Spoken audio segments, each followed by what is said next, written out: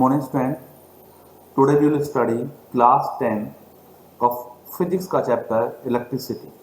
In this chapter we will study the following point: electric current, flow of current in metal, electric symbols, Ohm's law, resistance of conductor, resistivity, combination of resistance, electric energy, electric power. Now first of all, we will study the definition of electric current, charge in motion. देखिए electricity होती क्या है। देखिए जैसे कि हम जानते हैं हमारे पास दो तरीके के चार्ज होते हैं, एक नेगेटिव चार्ज होता है, एक पॉजिटिव चार्ज होता है। जो नेगेटिव चार्ज होता है वो इलेक्ट्रॉनों के कारण होता है, जो पॉजिटिव चार्ज होता है वो प्रोटॉनों के कारण होता है। तो हम ये कह सकते हैं किसी मेटल कंडक्टर, यानी कि यहाँ पर एक चीज और समझ लीजिए, कंडक्टर क्या होते हैं, इंसुलेटर क्या होते हैं। कंडक्टर वो सब्सटेंस होते हैं जिसमें इलेक्ट्रिसिटी फ्लो हो जाती है, इंसुलेटर वो सब्सटेंस होते हैं जिसमें इलेक्ट्रिसिटी फ्लो नहीं होती। देखिए इसका रीजन है, मेटल के अंदर इलेक्ट्रिसिटी फ्लो होने का कारण कि मेटल के पास अपने फ्री इलेक्ट्रॉन पाए जाते हैं, क्योंकि इसकी आउटर मोस्ट सेल में 1 2 3 इलेक्ट्रॉन पाए जाते जो इजीली मूव करते रहते हैं। तो इलेक्ट्रॉनों के मूवमेंट के कारण, यानी कि हम कह सकते हैं कि चार्ज के फ्लो के कारण इलेक्ट्रिसिटी जनरेट होती है। The flow of charge is called the electricity. हम इसको और वाइडली डिफाइन करते हैं। माना किसी मेटल कंडक्टर में Q चार्ज फ्लो होता है और वह चार्ज फ्लो होने में T टाइम का समय लेता है, तो इलेक्ट्रिक करंट को हम किस तरीके, इलेक्ट्रिक करंट हमारा चार्ज अपॉन टाइम होता है। तो we can define the flow of charge in per unit time is called the electric current. The flow of charge per unit time is called the electric current. देखिए जैसे कि हम जानते हैं charge की जो यूनिट होती है वो कूलम होती है, टाइम की जो यूनिट होती है सेकंड होती है, जबकि इलेक्ट्रिक करंट की जो यूनिट होती है वो एम्पियर होती है। अब ध्यान रखने वाली बात है, electric current is a scalar quantity होती है। इसकी इलेक्ट्रिक करंट एक स्केलर क्वांटिटी होती है जिसके बाद मैथ, ठीक है, क्योंकि आपको ये मालूम है कि फिजिक्स में क्वांटिटीज दो तरीके की होती है, एक स्केलर और एक vector. Now unit of current, जैसे कि हम जानते हैं चार्ज की जो यूनिट होती है वो कूलम होती है, टाइम की यूनिट सेकंड होती है। इसी प्रकार जो इलेक्ट्रिक करंट की जो यूनिट है, इलेक्ट्रिक करंट की जो यूनिट है वो कूलम पर सेकंड होगी। कूलम पर सेकंड को हम एम्पियर कहते हैं। तो इस तरीके से 1 एम्पियर की डेफिनेशन निकालना चाहते हैं कि माना किसी कंडक्टर में 1 चार्ज फ्लो होने में 1 सेकंड का समय लगता है, तो उस कंडक्टर में 1 एम्पियर की इलेक्ट्रिसिटी फ्लो हो रही है। Let in a conductor 1 coulomb charge flow from one terminal to another terminal in 1 second, then electric current is 1 ampere. Now direction of electric current, जैसे कि आप जानते हैं कि जो दो तरीके के चार्ज होते हैं, एक पॉजिटिव चार्ज एक नेगेटिव चार्ज। इलेक्ट्रॉनों का जो डायरेक्शन होता है वो नेगेटिव टर्मिनल से पॉजिटिव टर्मिनल की ओर होता है। तो हम जो इलेक्ट्रिक करंट की जो डायरेक्शन मानते हैं वो पॉजिटिव टर्मिनल से नेगेटिव टर्मिनल की ओर मानते हैं। यानी कि इलेक्ट्रिक करंट, ये जो हमारे इलेक्ट्रॉन है, इलेक्ट्रॉनों की अपोजिट डायरेक्शन हमारे इलेक्ट्रिक करंट की डायरेक्शन होती है। तो ध्यान रखने वाली बात है, जो इलेक्ट्रिक करंट की जो डायरेक्शन है वो पॉजिटिव टर्मिनल से नेगेटिव टर्मिनल की ओर होती है। अब देखिए नेक्स्ट एग्जाम हमारा पॉइंट आता है flow of current in metal. जैसे कि मैंने आपको बताया कि इलेक्ट्रॉनों में जो मेटल्स होते हैं उनमें विशेष प्रकार का एक बॉन्ड पाया जाता है जिसको हम इलेक्ट्रोवैलेंट बॉन्ड बोलते हैं, यानी कि उनके आउटर मोस्ट सेल के अंदर फ्री इलेक्ट्रॉन पाए जाते हैं 1 2 3। जितने भी मेटल्स होते हैं उनकी आउटर मोस्ट में 1 to 3 इलेक्ट्रॉन फ्री पाए जाते हैं, यानी कि उनके न्यूक्लियस और आउटर मोस्ट सेल के बीच में फोर्स कम होता है, इसलिए वो इलेक्ट्रॉन फ्री हो जाते हैं और वो एक पर्टिकुलर रैंडम डायरेक्शन में मूव करते रहते हैं। जैसे कि ये डायरेक्शन ये आपको डायग्राम में दिखाया हुआ है कि जिगजैग मैनर में ये इलेक्ट्रॉन डायरेक्ट मूव कर रहे हैं। जब हम किसी इलेक्ट्रिक सोर्स के कारण या किसी सोर्स से हम उस कंडक्टर को जोड़ देते हैं, तो यानी कि उस कंडक्टर के अंदर पोटेंशियल लग जाता है और पोटेंशियल के कारण ये इलेक्ट्रॉन एक पर्टिकुलर डायरेक्शन में मूव करते रहते हैं। यानी कि इन इलेक्ट्रॉन की डायरेक्शन जो होती है वो नेगेटिव टर्मिनल से पॉजिटिव टर्मिनल की ओर होने लगती है। जैसे कि आपको डायग्राम में दिखाया गया है कि एक बैटरी है, बैटरी का एक सिरा पॉजिटिव हाई पोटेंशियल का है, एक सिरा लो पोटेंशियल का है। जो लो पोटेंशियल का जो टर्मिनल होता है उसे हम नेगेटिव मानते हैं, और जो हाई पोटेंशियल टर्मिनल होता है वो हमारा प्लस पॉइंट माना जाता है। तो यानी कि आप आप देख रहे हैं कि इलेक्ट्रिक करंट नेगेटिव टर्मिनल से पॉजिटिव टर्मिनल की ओर मूव कर रहे हैं, ठीक है। लेकिन जो इलेक्ट्रिक करंट की जो डायरेक्शन है वो पॉजिटिव टर्मिनल से नेगेटिव टर्मिनल की ओर होगी। नाउ देखिए इलेक्ट्रिक सर्किट आपने समझा कि इलेक्ट्रिक सर्किट क्लोज पाथ होता है जिसके अंदर इलेक्ट्रिसिटी फ्लो होती है और उस इलेक्ट्रिक सर्किट में एक लोड होता है और एक सोर्स ऑफ एनर्जी होती है, चाहे वो सोर्स ऑफ एनर्जी आपकी बैटरी हो, चाहे सोर्स ऑफ एनर्जी आपका जनरेटर हो, कुछ भी हो, ठीक है। लेकिन उस इलेक्ट्रिक सर्किट को हम जब सिंबल्स के द्वारा रिप्रेजेंट किया करते हैं तो हम उसको इलेक्ट्रिक डायग्राम कहते हैं। ध्यान रखने वाली बात है, जब इलेक्ट्रिक सर्किट को सिंबल के द्वारा रिप्रेजेंट किया जाता है तो उसको हम इलेक्ट्रिक डायग्राम कहते हैं। देखिए ये कंपोनेंट और सिंबल दिए हुए हैं, electric cell, this is the diagram of electric cell, this is the diagram of battery. देखिए इलेक्ट्रिक सेल और बैटरी पे 2 पॉइंट और दिए हुए, माइनस और प्लस। जो माइनस है वो नेगेटिव टर्मिनल है, जो पॉजिटिव है वो पॉजिटिव टर्मिनल है। ये हमारे प्लग की यानी कि ऑफ और ऑन बटन दिखाई दे रहे हैं। देखिए ये ओपन है यानी कि हमारा बटन ऑफ है, प्लग की यानी स्विच क्लो यानी हमारा बटन ऑन है। ये वायर एक दूसरे को वायर जोड़ रहे हैं और ये आपको क्रॉसिंग वायर दिखा रहा है कि एक वायर के ऊपर से दूसरा वायर होकर जा रहा है। ये हमारा इलेक्ट्रिक बल्ब का सिंबल है, ये हमारा रेजिस्टेंस का सिंबल है, ये हमारी वेरिएबल रेजिस्टेंस होती है। देखिए वेरिएबल रेजिस्टेंस क्या होती है, ध्यान दीजिएगा, मैं आपको बता दूं, वो रेजिस्टेंस जिसकी रेजिस्टेंस को हम इंक्रीज और डिक्रीज कर सकते हैं उनको हम वेरिएबल रेजिस्टेंस कहते हैं। ये हमारा एमीटर, ये हमारा वोल्ट मीटर, एमीटर से हम इलेक्ट्रिक करंट को मेजर करते हैं, वोल्ट मीटर से हम पोटेंशियल डिफरेंस या वोल्ट को डिफाइन करते हैं, ये हमारा फ्यूज होता है। नेक्स्ट हमारा पॉइंट आता है ओम लॉ। देखिएगा according to the Ohm law at the constant temperature electric current और पोटेंशियल डिफरेंस एक दूसरे के प्रोपोर्शनल होते हैं। देखिएगा मैं आपको दिखा रहा हूं, at the constant temperature according to the Ohm law at the constant temperature electric current और पोटेंशियल डिफरेंस एक दूसरे के प्रोपोर्शनल होता है। यानी कि हम इलेक्ट्रिक करंट को बढ़ाएंगे तो हमारा पोटेंशियल डिफरेंस भी बढ़ेगा। अगर हम पोटेंशियल को बढ़ाना चाहते हैं तो इलेक्ट्रिक करंट भी बढ़ेगा। यदि हम इलेक्ट्रिक करंट को इंक्रीज करेंगे तो हमारा पोटेंशियल बढ़ेगा, ठीक है, जब हमारा टेम्परेचर इस कांस्टेंट होगा। इस तरीके से हम देखते हैं जब हम प्रोपोर्शनल साइन को हटाते हैं तो हमें एक कांस्टेंट वैल्यू मिलती है जिसको हम आर बोलते हैं। आर एक हमारा रेजिस्टेंस होता है जिसको हम आर को हम ओम कांस्टेंट भी बोलते हैं। आर की जो यूनिट होती है उसको हम ओम कहते हैं। देखिए इक्वेशन 1 को हम इससे जब हमने कोई कांस्टेंट वैल्यू इसके हम प्रपोज साइन पर आया तो हमने कांस्टेंट लगाया और हमने देखा I बराबर B अपॉन R। ये this is the question number 1, this is the हमारा इक्वेशन नंबर 1 और दिस इज द हमारी equation number 2।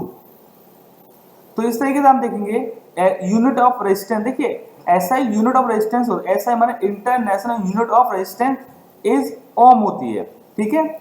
R equal to V upon I। अब हम यहाँ पर 1 ओम को डिफाइन करेंगे। माना किसी कंडक्टर में 1 वोल्ट 1 एम्पियर का, माना किसी कंडक्टर में 1 एम्पियर का करंट फ्लो होने पर उसके अंदर पोटेंशियल डिफरेंस 1 वोल्ट है तो उसके अंदर रेजिस्टेंस 1 ओम होगा। नाउ लेट माना हम यहाँ पर मानते हैं let in a conductor 1 ampere current is flowing, then potential difference is 1 volt, then resistance is 1 ohm. Result of Ohm's law. According to Ohm's law, जब हम यहाँ पे ग्राफ खींचते हैं इलेक्ट्रिक करंट पोटेंशियल डिफरेंस के बीच में तो हमें एक स्ट्रेट लाइन मिलती है। स्ट्रेट लाइन ये बताती है कि ये हमारा R एक कांस्टेंट है। देखिएगा यहाँ पर कुछ इवोल्यूशन दिए हुए हैं, I प्रोपोर्शनल 1 अपॉन R। यदि हम इलेक्ट्रिक करंट को इंक्रीज करना चाहते हैं तो हमें रेजिस्टेंस को कम करना पड़ेगा। देखिए रेजिस्टेंस के कारण इलेक्ट्रिसिटी फ्लो रुकता है क्योंकि रेजिस्टेंस किसी भी कंडक्टर में इलेक्ट्रॉनों के फ्लो को रोकती है, ठीक है। तो I प्रोपोर्शनल 1 अपॉन R यानी कि हमें इलेक्ट्रिक करंट एम्पियर्स को हमें बढ़ाना है तो हमें उस सब्सटेंस का रेजिस्टेंस कम करना होगा। इसलिए ध्यान रखिएगा जो अच्छे कंडक्टर होते हैं, जो मेटल अच्छे कंडक्टर होते हैं उनकी रेजिस्टिविटी कम होती है। नाउ स्टूडेंट्स देखिएगा जैसे कि हम जानते हैं कि V अपॉन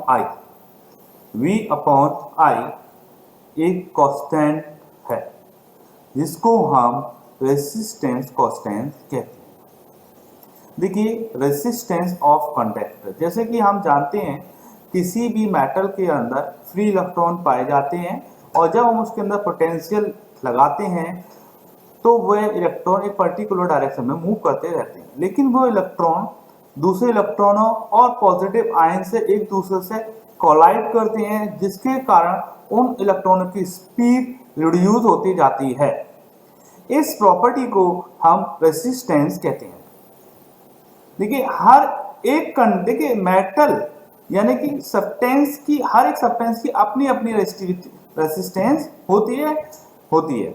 हर एक सब्सटेंस, चाहे कॉपर हो, कॉपर की अलग रेसिस्टिविटी होगी, आप सिल्वर ले लीजिए उसकी अलग होगी। तो ये प्रॉपर्टी हर सब्सटेंस टू सब्सटेंस चेंज होती जाती है।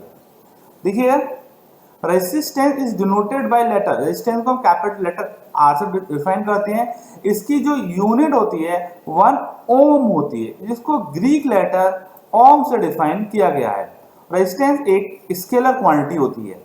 देखिए the factor on which resistance of conductor depend, देखिए किसी भी सब्सटेंस का रेजिस्टेंस उस सब्सटेंस की लंबाई पर डिपेंड करता है। हाँ, अगर हम किसी सब्सटेंस की लंबाई को इंक्रीज करते जाएंगे तो उस सब्सटेंस की रेसिस्टेंस यानी कि रेसिस्टेंस बढ़ जाएगी। यदि हम किसी सब्सटेंस की लेंथ को इंक्रीज करेंगे, अगर हम किसी सब्सटेंस की लेंथ को इंक्रीज करेंगे तो उस सब्सटेंस की रेजिस्टेंस भी बढ़ जाएगी। दूसरा एरिया ऑफ क्रॉस सेक्शन, देखिए एरिया ऑफ क्रॉस सेक्शन मैं आपको समझा दूं। सपोज करिए ये एक तार है, ठीक है, ये इसकी एक लंबाई है, ये एक मेटल का बना हुआ कंडक्टर है, ये इसकी लंबाई है और ये एरिया ऑफ क्रॉस सेक्शन है, ये एरिया ऑफ क्रॉस सेक्शन है। ठीक है, area of cross section circle रूप में होता है। क्वेश्चंस में कुछ क्वेश्चन आए हुए हैं एरिया ऑफ क्रॉस सेक्शन के ऊपर, तो हम एरिया ऑफ क्रॉस सेक्शन के लिए जो फॉर्मूला लेंगे वो हम एरिया ऑफ सर्किल का लेंगे, यानी कि पाई आर स्क्वायर। किसी सब्सटेंस का एरिया बढ़ने पे, इंक्रीज होने पे रेसिस्टेंस कम होता जाता है। अगर एरिया इंक्रीज होगा तो रेजिस्टेंस कम होगी। इसलिए हम R equal to R proportional 1 upon A, यानी कि R resistance proportional 1 upon A area of cross section लेते हैं। ठीक है, now next effect of temperature on the resistance of conductor. यदि हम किसी कंडक्टर में टेम्परेचर को बढ़ाएंगे, ठीक है, यदि हम किसी सब्सटेंस के टेम्परेचर्स को इंक्रीज करेंगे, देखिएगा the resistance of all pure metal increase with rise in temperature. Resistance हर एक मेटल की इंक्रीज होती है with the increasing the temperature. The resistance of alloy increase very slightly with rise in temperature. जो resistance जो alloy होती हैं, yellow से बने रेजिस्टेंस, उनकी गरम स्लाइटली इंक्रीज होती है, यानी कांस्टेंट के रूप में होती है। For metal when temperature increase resistance increase, यानी कि टेम्परेचर बढ़ने पर रेजिस्टेंस इंक्रीज हो जाती है। ठीक है, effect of nature of material on resistance of conductor. देखिए हर एक मेटल के अंदर अपने आउटर मोस्ट सेल में डिफरेंट इलेक्ट्रॉन होते हैं, तो इसके कारण रेजिस्टेंस भी हर एक मेटल की अलग अलग होती है। देखिए जबकि कॉपर, सिल्वर, एल्यूमिनियम की वेरी लो रेजिस्टेंस होती है, nichrome constant have a higher resistance. Nichrome की क्या होती है, एक हायर रेजिस्टेंस होती है। तो इस तरीके से हम देखेंगे इस तरीके से हम देखेंगे कि किसी सब्सटेंस को, जैसे हम किसी मेटल को गर्म करना चाहते हैं तो उसकी रेजिस्टेंस को बढ़ा देंगे। जैसे कि आपने देखा होगा हीटर होता है, इलेक्ट्रिक हीटर होता है, वो गर्म हो जाता है। ठीक है, गर्म क्यों हो जाता है, वो नाइक्रोम का बना हुआ है, उसकी रेजिस्टेंस जाता है, तो इसलिए वो इंक्रीज होता है। तो रेजिस्टेंस अब डिपेंड करती है कि उस सब्सटेंस के नेचर पे, टेम्परेचर पे, सब्सटेंस की लंबाई पे, एरिया ऑफ क्रॉस सेक्शन। देखिए यहाँ पर हमारा नेक्स्ट टॉपिक है रेजिस्टिविटी, यानी कि रेजिस्टिविटी क्या है। देखिए जैसे कि हम जानते हैं कि हमने पढ़ा कि किसी सब्सटेंस की रेजिस्टेंस R, रेजिस्टेंस उस सब्सटेंस की लंबाई के प्रोपोर्शनल होती है। किसकी लंबाई प्रोपोर्शनल होती है, रेजिस्टेंस की, यानी कि R प्रोपोर्शनल लैम्डा। लैम्डा को हमने यहाँ पर लंबाई से माना है। Now area of cross section R proportional 1/a। अगर हम दोनों को मिला देंगे तो r प्रोपोर्शनल λ/a, और जब हम प्रोपोर्शनल साइन हटाएंगे तो r रो λ/a एक वैल्यू आ जाती है। यहाँ पर रो को हम रेसिस्टिविटी कहते हैं, रो को हम रेसिस्टिविटी कहते हैं। रेसिस्टिविटी एक कांस्टेंट है, ये सब्सटेंस टू सब्सटेंस चेंज होती है, ठीक है, ये सब्सटेंस टू सब्सटेंस चेंज होती है। देखिएगा, देखिए आप यहां पर हमने लंबाई को 1 मीटर लिया, area of cross section 1 metre square लिया, तो हमने देखा कि R इक्वल टू रो। देखिएगा, if we take 1 meter long piece of substance having a cross section area of 1 meter square, the resistance of that piece of substance is called resistivity। यदि कोई substance की लंबाई 1 मीटर है और उसका area of cross section 1 metre square है, तो उस सब्सटेंस की जो रेजिस्टेंस होगी वो उसकी रेजिस्टिविटी के बराबर होगी। Now the resistance offered by cube of substance having 1 metre square, then when current flow perpendicular to upward face is called the resistivity.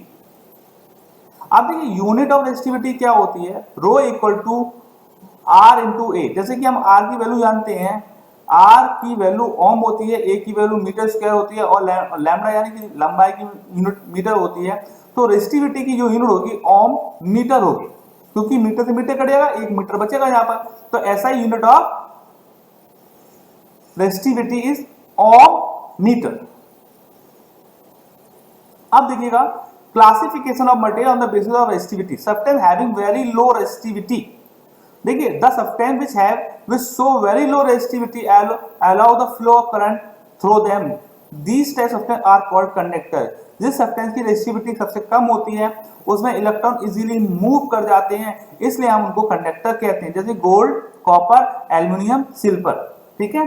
The substance having moderate resistivity, the substance which have moderate resistivity offer appreciable resistance to the flow of current through them, therefore such substances are called resistors। देखिए resistance वो होते हैं जिसमें moderate रूप में resistivity होती है, यानी कि एक मीडियम रूप में रेजिस्टेंस होती है, इसलिए हम उनको रेजिस्टर्स बोलते हैं। आप देखिए, substance having very low resistivity, जिन सब्सटेंस की रेजिस्टिविटी सबसे कम होगी, दैट उनमें से इलेक्ट्रिसिटी फ्लो नहीं हो पाएगी, तो that is why they are called the insulator.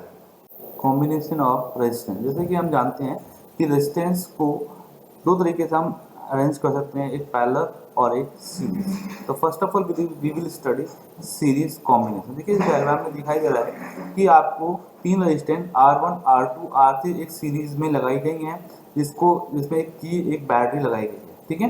जो इलेक्ट्रिक करंट की डायरेक्शन है वो हमारे पॉजिटिव टर्मिनल से नेगेटिव टर्मिनल की ओर होगी। देखिए law of combination resistance in series, according to the law of combination resistance series, कि अगर हम R1, R2, R3 3 रेजिस्टेंस को इन सीरीज में लगाते हैं तो इनकी इक्विवेलेंट रेजिस्टेंस इन तीनों रेजिस्टेंस के सम के बराबर होगी, यानी कि total resistance equal to R1 plus R2 plus R3। इसी तरीके से हम बहुत सारी रेजिस्टेंस को लगाते चले जाएंगे तो क्या होगा, तो उसका कॉम्बिनेशन रेजिस्टेंस होगा R equal to R1 plus R2 plus R3 plus R4 dot dot dot Rn, यानी कि हमने n रेजिस्टेंस को लगा रखा है, तो उसके लिए फॉर्मूला यही होगा। यदि हम 2 के लिए 2 रेजिस्टेंस को लगाते हैं तो इक्विवेलेंट रेजिस्टेंस होगी R equal to R1 plus R2। अगर हमने 3 रेजिस्टेंस को लगाया है तो हमारा इक्विवेलेंट रेजिस्टेंस हो जाएगा R1 plus R2 plus R3। अगर हमने 4 को लगाया है तो हमारा इक्विवेलेंट रेजिस्टेंस हो जाएगा R1 plus R2 plus R3 plus R4। Now derivations, देखिए जैसे कि हम जानते हैं कि हर एक रेजिस्टेंस की अपनी रेजिस्टेंस होती है, को हमने माना R1, R2, R3, और इन तीनों रेजिस्टेंस से इलेक्ट्रिक करंट की जो अमाउंट है वो सेम रहेगा, लेकिन उनके बीच में पोटेंशियल डिफरेंट रहेगा, और उन पोटेंशियल डिफरेंस को हमने V1, V2, V3 माना है। अब देखिए according to Ohm law V1 equal to IR1, V2 equal to IR2 और V3 इक्वल टू IR3 होगा। आप देखिए जो पोटेंशियल डिफरेंस है, इनका टोटल पोटेंशियल डिफरेंस बराबर होगा capital B equal to V1 plus V2 plus B3। अब यहाँ पर हम तीनों वैल्यूज को यहाँ पर पुट करते हैं और हम देखते हैं V equal to V1 plus V2 equal to plus B3 equal to IR1 plus IR2 plus IR3। देखिए इन तीनों में I यानी इलेक्ट्रिक करंट कॉम्बिन ये हमारा कॉमन है। जो हमारा इक्विवेलेंट रेजिस्टेंस आया वो इक्विवेलेंट हमारा पोटेंशियल आया V इक्वल टू, उसको भी हमने IR के थ्रू डिफाइन कर लिया, यानी कि उसमें भी इलेक्ट्रिक करंट सेम होगा। यानी कि दोनों तरफ से I को हम डिटेक्ट कर देंगे तो I जब कट जाएगा तो हमारा इक्विवेलेंट रेजिस्टेंस हो जाएगा R equal to R1 plus R2 plus R3। ठीक है, ये हमारे मोस्टली बोर्ड के अंदर क्वेश्चंस पूछे जाते हैं विद द डायग्राम। देखिए जब बोर्ड के अंदर क्वेश्चन पूछे जाता है तो आपको सिंबल्स क्लियर बनाने हैं, डायरेक्शन ऑफ इलेक्ट्रिक करंट एक आपको बिल्कुल क्लियर रखनी है। देखिए कुछ रिजल्ट है, यदि हम दो या दो से अधिक रेजिस्टेंस को कॉम्बिनेशन इन सीरीज में लगाते हैं तो उनका इक्विवेलेंट रेजिस्टेंस उन दोनों कॉम्बिनेशन रेजिस्टेंस के बराबर होगा। और उन दोनों का रेजिस्टेंस में जब दो रेजिस्टेंस को हम सीरीज में लगाते हैं उनके बीच में इलेक्ट्रिक करंट सेम रहेगा, लेकिन उनके बीच में पोटेंशियल जो V वोल्टेज है वो डिफरेंट होते चले जाएंगे। अब आते हैं पैरेलल कॉम्बिनेशन। देखिए इस डायग्राम में हमने दो रेजिस्टेंस को पैरेलल फॉर्म में लगाया गया है। देखिए पैरेलल फॉर्म में क्या होगा, पोटेंशियल जो होगा दोनों रेजिस्टेंस सेम होगा लेकिन इलेक्ट्रिक करंट डिफरेंट हो जाएगा। तो इसलिए हमने यहाँ पर दो रेजिस्टेंस लिए हैं, एक रेजिस्टेंस की रेजिस्टिविटी हमने R1 मानी है, दूसरी की R2 मानी है, और इलेक्ट्रिक करंट I1 पहले रेजिस्टेंस में, दूसरे रेजिस्टेंस में I2 माना है, जिसका टोटल इलेक्ट्रिक करंट हो जाएगा हमारा I equal to I1 plus I2। अब हम डेरिवेशन की ओर चलते हैं।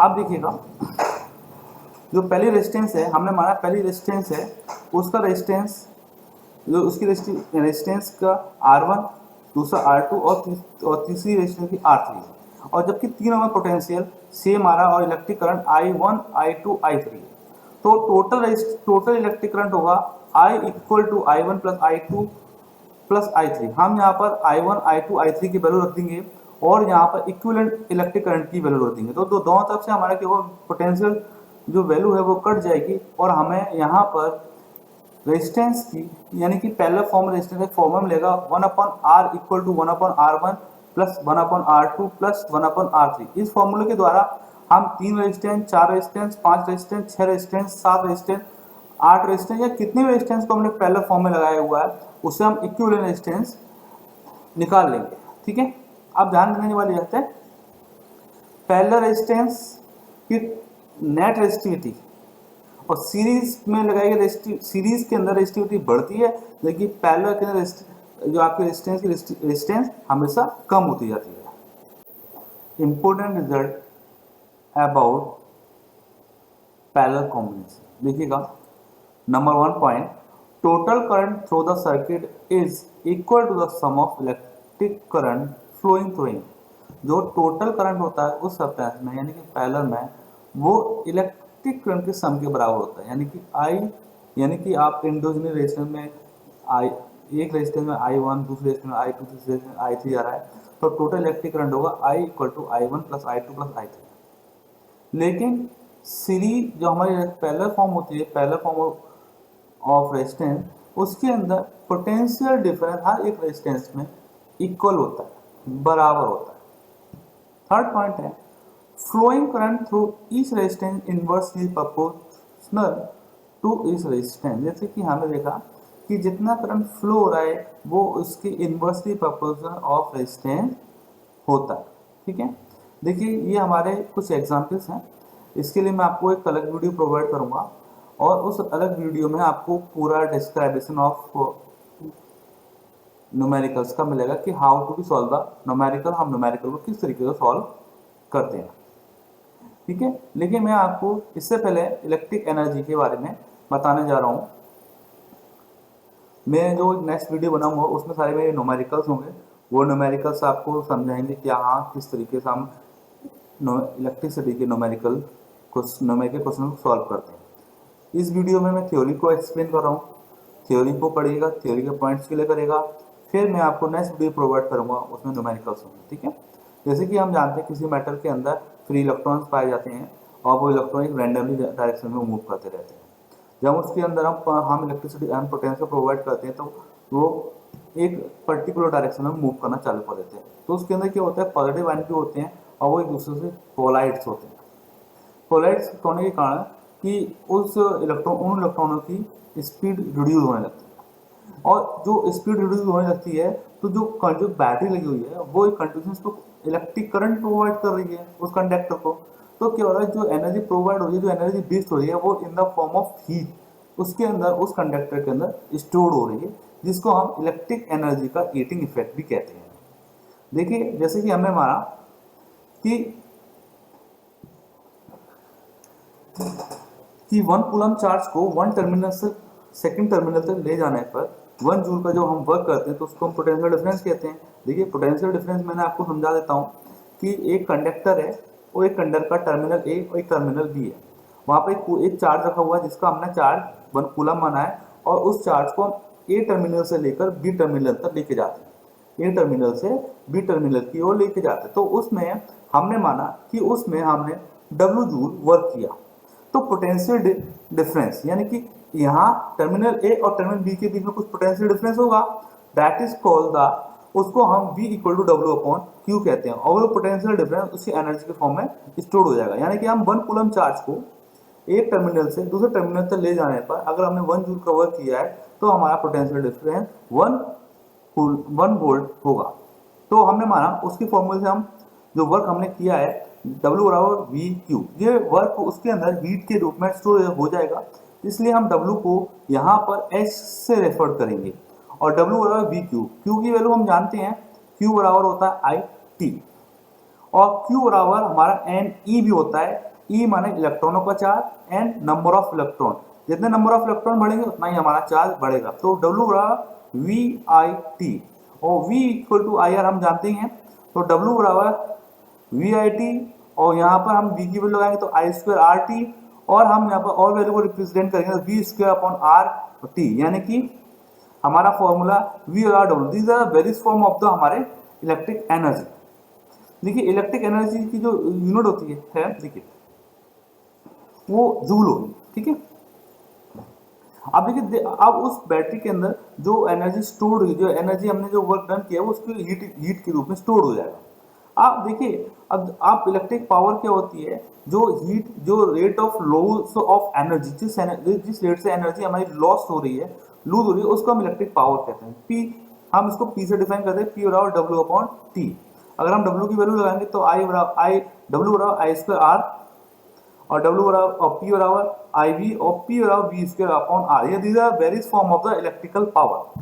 इलेक्ट्रिक पावर की जो यूनिट होती है वो वॉट होती है, ठीक है।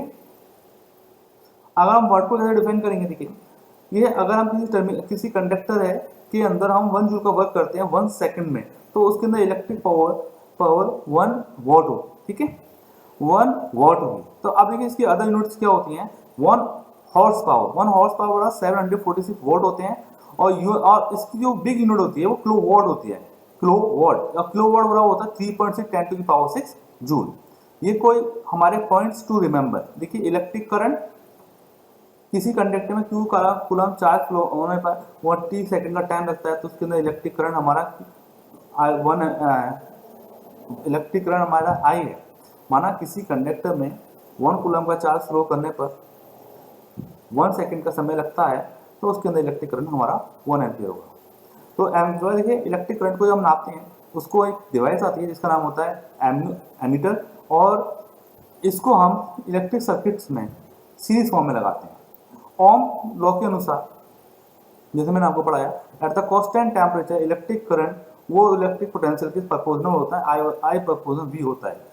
रेजिस्टेंस एक प्रॉपर्टी होती है किसी भी मेटल्स की या कंडक्टर की, जिसको इलेक्ट्रॉनों के फ्लो को रोकती है, इसको हम रेजिस्टिविटी कहते हैं, रेजिस्टेंस कहते हैं, ठीक है। अब रेजिस्टेंस मैंने आपको समझाया कि हर एक कंडक्टर की रेजिस्टेंस अलग अलग होती है, ये आपको ऑलरेडी मैं एक्सप्लेन करता हूँ। रेजिस्टेंस वेरीज, हर एक सब्सटेंस की रेजिस्टिविटी हर एक सब्सटेंस की डिफरेंट होती है, ये कांस्टेंट है, ये कांस्टेंट होता है। अब देखिए इक्विवेलेंट रेजिस्टेंस, यही रेजिस्टेंस को लगाने के 2 तरीके होते हैं, एक सीरीज और एक कॉम्बिनेशन, जो मैंने आपको एक्सप्लेन कर दिया। ये हमारा law of combination of resistance series दे रखा है, जिसमें equivalent resistance R equal to R1 plus R2 plus R3 होगी। लॉ ऑफ कॉम्बिनेशन रेजिस्टेंस पहले हमने दे रखा है 1/R equal to 1/R1 plus 1/R2 plus 1/R3 होगी। These are the various form of और इक्विवेलेंट रेजिस्टेंस। ठीक है, इस चैप्टर से हमने काफ़ी पढ़ा। और न्यूमेरिकल की बातें मैं आपको न्यूमेरिकल के अलग वीडियो बना के दूंगा, उसमें आपको एक चैप्टर्स की एक इलेक्ट्रिसिटी के सारे न्यूमेरिकल्स होंगे, उसके कैसे हमने सॉल्व किया है वो आपको परसों या 2 या 3 दिन में मिल जाएगा। नाउ वी हैव टू, आज हम इस चैप्टर को यहीं फिनिश करते हैं। Thank you very much.